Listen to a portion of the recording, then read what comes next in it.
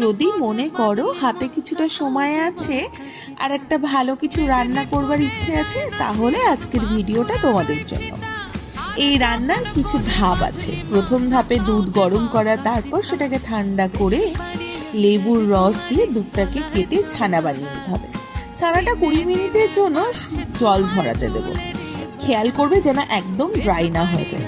তারপর সেই জল ঝরানো ছানাতে দিয়ে দেবো আদা কিশনি করে, সামান্য একটু হলুদ, লঙ্কা গুঁড়ো, লবণ। চিনি আমি এখানে ব্যবহার করছি না, তার বদলে ব্যবহার করছি গুঁড়ো দুধ।